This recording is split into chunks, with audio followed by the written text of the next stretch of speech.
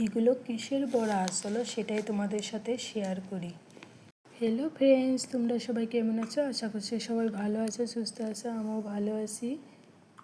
আগে থেকেই মুসুরি ডাল আর আতপ চাল ভিজিয়ে রেখেছিলাম, সেগুলো দিয়ে দিলাম মিক্সিতে, আর দুটো কাঁচা লঙ্কা দিয়ে দিলাম, তারপর পেস্ট করে নিলাম। নুন দিতে হবে পরিমাণ মতো, তারপরে হলুদ গুঁড়ো দিতে হবে, শুকনো লঙ্কার গুঁড়ো।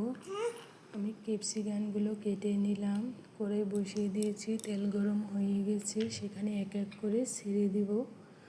তোমরা যদি এখানে কালো জিরে দিতে পছন্দ করো তো দিতে পারো, ভালো লাগবে খেতে। আমি দিলাম না, এইভাবেই বানাবো।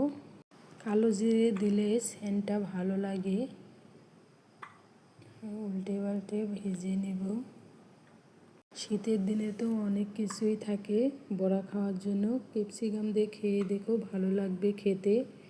কে কে বড়া খেতে ভালোবাসো আমার মতো কমেন্টে বলো। এগুলো ভাত দিয়ে খেতেও ভালো লাগে, কিংবা সস দিয়ে খেতেও ভালো লাগে খেতে, কিংবা সন্ধ্যার সময় চটপটে খেতে ইচ্ছে করে না, তখনকার চা দিয়ে খেতেও কিন্তু দারুণ লাগে খেতে। মুড়ি দিয়ে হলেও ভালো লাগে। কে কে খেতে ভালোবাসো এভাবে বলো। টাটা।